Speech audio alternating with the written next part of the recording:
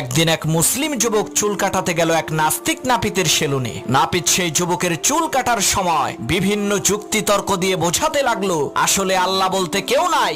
যদি সত্যিই আল্লাহ বলতে কেউ থাকতো তাহলে ওই যে রাস্তার পাশে যেই ভিক্ষুক বসে আছে সেই ভিক্ষুক ক্ষুধার্ত আর বস্ত্রহীন থাকতো না। তখন সেই মুসলিম যুবকটি কিছু না বলে চুপচাপ সহ্য করতে লাগলো। এরপর যখন তার চুল কাটা শেষ হলো তখন সে সেলুন থেকে বের হয়ে নাপিতকে বাহিরে ডেকে বলল, ভাই আপনি কি জানেন এই এলাকায় কোনো নাপিত নাই? তখন নাপিত বলল, আরে মিয়া কি আজে বাজে কথা বলেন, নাপিত না থাকলে আপনার চুল কাটলো কে? তখন সেই যুবকটি কয়েকজন লম্বা চুলওয়ালা লোকদেরকে দেখিয়ে বলল, যদি সত্যিই নাপিত থাকতো তাহলে এদের চুল এত লম্বা কেন? তখন নাপিত বলল, আরে ভাই এদেরকে তো আমার কাছে আসতে হবে, আমার কাছে না আসলে আমি তাদের চুল কাটবো কি করে? তখন সেই যুবকটি বলল, ভাই ঠিক একই ভাবে আল্লাহর কাছেও চাইতে হবে, আল্লাহর কাছে কিছু না চাইলে আল্লাহ তাআলা আপনাকে কেন